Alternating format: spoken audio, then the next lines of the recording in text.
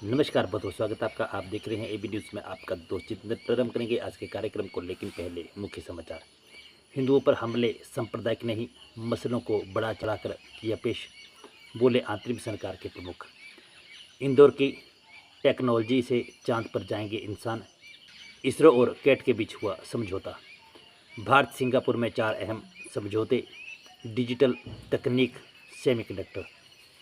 बीवी ने ही कर दी थी पति की मुखबरी, ऐसे पकड़ा गया छत्रपति शिवाजी मूर्ति बनाने वाला। 3 पैरा लिखने में 7 दिन लगाए, सुप्रीम कोर्ट ने केजरीवाल की जमानत पर सीबीआई से पूछा सवाल। सामने पड़ा था शब्द और पुलिस दे रही थी पैसे, अंतिम संस्कार के दिन क्या हुआ, दुष्कर्म पीड़िता की बोली मौसी। यूक्रेन के साथ शांति वार्ता को लेकर रूसी राष्ट्रपति पुतिन का बड़ा बयान, भारत का नाम लेकर कही बड़ी बात। टी सीरीज ने हारी कानूनी जंग, छिन गया आशिकी टाइटल, मुकेश भट्ट बोले वो मार रहे थे। बस में छात्रा से अश्लील हरकतें, एचआरटीसी के 2 कर्मचारी गिरफ्तार। हसीना वापस जाएगी बांग्लादेश, मोहम्मद यूनिस ने भारत के सामने रखी शर्त। अब समाचार विस्तार से। बांग्लादेश में शेख हसीना की सरकार के तपलट के बाद अशांति बनी हुई है। देश में अल्पसंख्यक हिंदुओं पर हमले को लेकर अंतरिम सरकार के प्रमुख मोहम्मद यूनिस ने फिर बयान दिया है। उन्होंने कहा कि हिंदुओं पर हमले सांप्रदायिक से ज़्यादा राजनीतिक हैं। इस मुद्दे को बढ़ा चढ़ाकर पेश किया गया। यूनिस ने भारत सरकार द्वारा इस मुद्दे को उठाने के तरीके पर भी सवाल उठाया। यूनिस ने कहा कि बांग्लादेश में अल्पसंख्यकों के ऊपर हुए हमले सांप्रदायिक नहीं, राजनीतिक थे। उन्होंने कहा कि मैंने पीएम मोदी से यह भी कहा था कि इसे बढ़ा चढ़ाकर पेश किया गया है। इस मुद्दे के कई पहलू हैं। पिछले महीने आंतरिक सरकार का प्रमुख बनने के बाद यूनिस ने प्रधानमंत्री नरेंद्र मोदी से फ़ोन पर बात की। आपको ये भी बता दें कि तब यूनिस ने ढाका में हिंदुओं की सुरक्षा को लेकर वचन दिया था। अगली खबर, इसरो ने अंतर्राष्ट्रीय स्पेस स्टेशन बनाने और चांद पर मानव को भेजकर वापस लाने के लिए एक नई रॉकेट का निर्माण के लिए आर कैट के साथ समझौता किया है। इस समझौते के तहत आर कैट इसरो को एडिटिव मैन्युफैक्चरिंग आधारित टेक्नोलॉजी प्रदान करेगा, जिससे इसरो अपने रॉकेट के इंजन बना पाएगा। बता दें, इस समझौते से इसरो को एक साल में 25 इंजन बनाने की मदद मिलेगी, जबकि अभी वे एक साल में केवल 3 इंजन बना पाते हैं। इससे इसरो को अपने रॉकेट को और भी तेज़ी से बनाने में मदद मिलेगी और वे अपने रॉकेट को और भी बेहतर बना पाएंगे। इसरो के डायरेक्टर डॉक्टर बी नारायण ने बताया कि इस न्यू जनरेशन लॉन्च व्हीकल सूर्य की मदद से वे 32 टन के सैटेलाइट और पेलोड को अंतरिक्ष में पहुंचा सकते हैं। इससे वे अपना स्पेस स्टेशन भी बना सकते हैं और अपने रॉकेट को एक से ज़्यादा बार इस्तेमाल कर पाएंगे। अगली खबर, प्रधानमंत्री नरेंद्र मोदी सिंगापुर के दौरे पर हैं। अपने दौरे के दूसरे दिन प्रधानमंत्री नरेंद्र मोदी सिंगापुर की संसद गए, जहां पर उनका औपचारिक स्वागत किया गया। बाद में पीएम मोदी और सिंगापुर के प्रधानमंत्री लॉरेंस बॉग के बीच प्रतिनिधि स्तर की बैठक हुई। इस बैठक में दोनों देशों के बीच अहम 4 समझौते हुए। इन समझौतों में दोनों देशों के बीच संबंध और भी मजबूत होंगे। भारत सिंगापुर में डिजिटल तकनीक, सेमीकंडक्टर, स्वास्थ्य और स्किल डेवलपमेंट के क्षेत्र में सहयोग बनाने पर सहमति हुई है। भारत और सिंगापुर के बीच जो पहले समझौता हुआ, उसके तहत भारत सरकार का इलेक्ट्रॉनिक्स और सूचना मंत्रालय और सिंगापुर का डिजिटल डेवलपमेंट मंत्रालय मिलकर डिजिटल तकनीक के क्षेत्र में सहयोग करेंगे। इससे दोनों देशों के बीच डिजिटल तकनीक जैसे DPI, cyber security, 5G, emerging तकनीक जैसे सुपर कंप्यूटिव, क्वांटम कंप्यूटिंग और आर्टिफिशियल इंटेलिजेंस जैसे क्षेत्रों में सहयोग करने पर सहमति बनी है। अगली खबर, महाराष्ट्र में छत्रपति शिवाजी की प्रतिमा गिराने के मामले में पुलिस ने मूर्तिकार को गिरफ्तार कर लिया है। इससे पहले भी पुलिस ने कई लोगों के खिलाफ इस घटना को लेकर केस दर्ज किया है। खास बात यह है कि मूर्तिकार जयदीप आप्टे को पुलिस ने उसकी पत्नी की मदद से ही गिरफ्तार किया। 26 अगस्त को उद्घाटन के कुछ महीने बाद ही मूर्ति ढह गई थी। पुलिस ने आप्टे की तलाश के लिए 7 टीमें गठित की थी। आप्टे को बुधवार को उसके घर के बाहर गिरफ्तार किया गया। वह अपने परिवार से मिलने के लिए पहुंचा था। टाइम्स ऑफ इंडिया की रिपोर्ट के अनुसार पुलिस का कहना है कि आप्टे ने पत्नी के साथ संपर्क साधा और कहा था कि वह घर लौट रहा है। इसके बाद पत्नी ने यह जानकारी पुलिस के साथ साझा कर दी।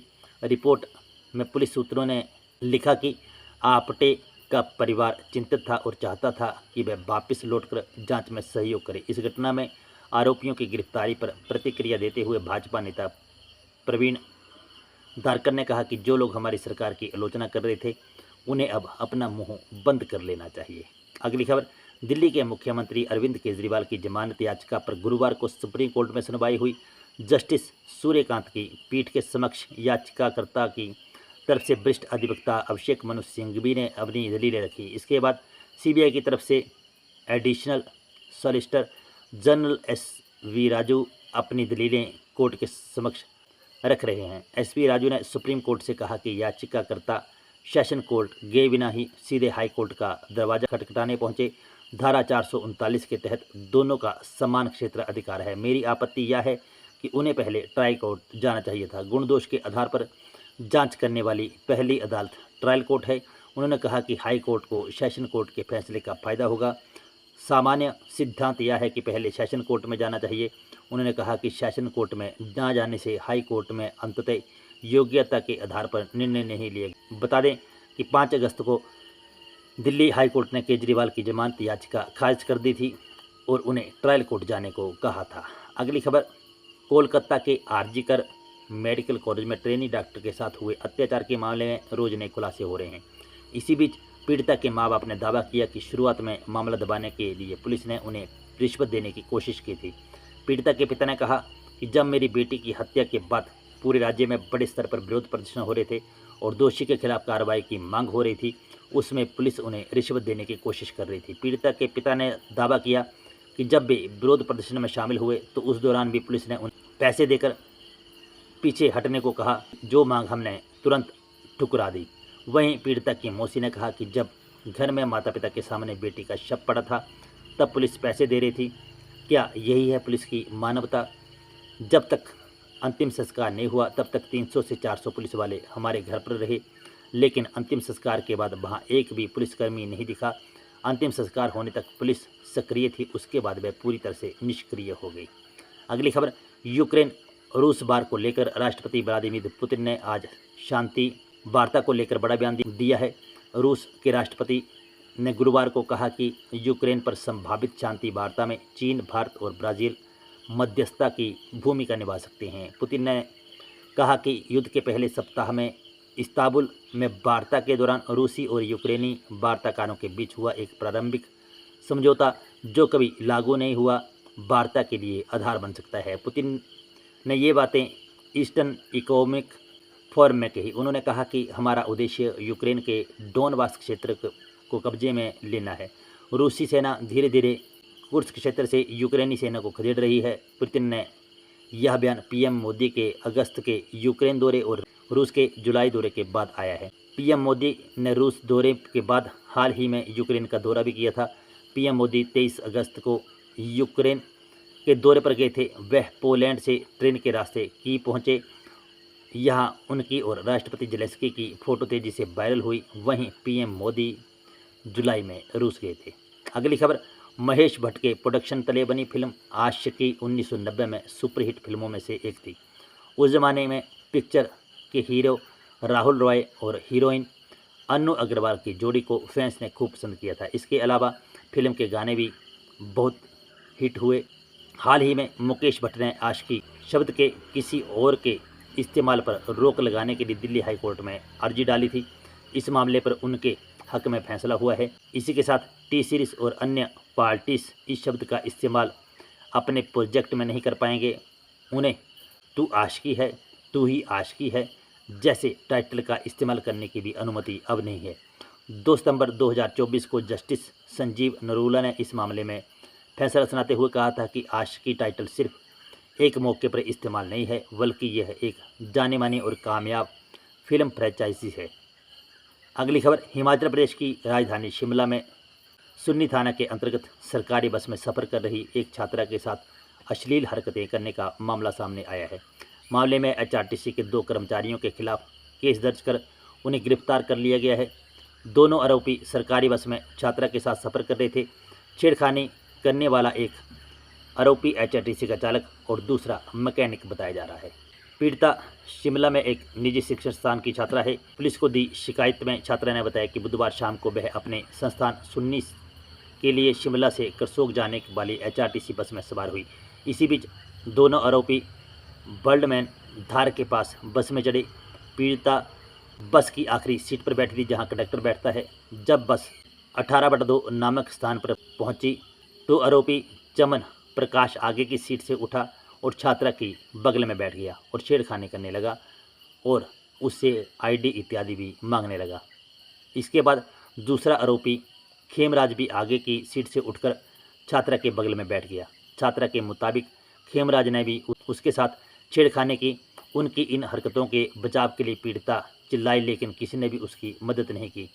आरोपी खेमराज एचआरटीसी बस में चालक है और वह घटना वाली बस में यात्री बनकर सफ़र कर रहा था। खेमराज मंडी जिले के करसोग और चमन प्रकाश सुन्नी का निवासी है। पुलिस ने सूचना मिलते ही इस संबंध में मामला दर्ज कर दोनों को गिरफ्तार कर लिया है। अगली खबर, बांग्लादेश में 5 अगस्त को तख्तापलट हुआ था। इसके आज 1 महीना पूरा हो गया है। इसी बीच अंतरिम सरकार के मुख्य सलाहकार मोहम्मद यूनिस ने भारत को निशाने पर साधा है। उन्होंने कहा कि शेख हसीना भारत में है और वहां से बांग्लादेश पर राजनीतिक टिप्पणी कर रही है जो सही नहीं है। यदि भारत हसीना को तब तक अपने पास रखना चाहता है जब तक बांग्लादेश उन्हें वापस नहीं बुला ले, तो शर्त यह होगी कि उन्हें चुप रहना होगा। भारत को हसीना को छोड़कर बाकी सबको इस्लामिक बताने वाले विमर्श से आगे बढ़ने की जरूरत है। ढाका में अपने आधिकारिक आवास पर एक इंटरव्यू के दौरान यूनिस ने जोर देकर कहा कि बांग्लादेश भारत के साथ मजबूत संबंधों को महत्व देता है, लेकिन नई दिल्ली को भी उस पर विचार कर आगे बढ़ना चाहिए, जो अवामी लीग को छोड़कर शेष अन्य राजनीतिक दलों को इस्लामिक के रूप में चित्रित करता है। 4 सितंबर को बांग्लादेश की अपदस्थ प्रधानमंत्री हसीना के खिलाफ हत्या के 2 और मामले दर्ज किए गए थे। इसके बाद उनके खिलाफ मुकदमों की कुल संख्या 94 हो गई थी। तो बंधुओं, ये थे आज के कुछ अहम समाचार जो हमने आपके साथ साझा की। खबरें पसंद आई हो तो लाइक और शेयर करें। जो दोस्त हमारे साथ नहीं जुड़े हैं भी हमारे यूट्यूब और फेसबुक पेज को लाइक और फॉलो भी करें। इन्हीं शब्दों के साथ फिलहाल के लिए बस इतना ही। बने रहें एबी न्यूज़ के साथ। जय हिंद, जय भारत, जय हिमाचल।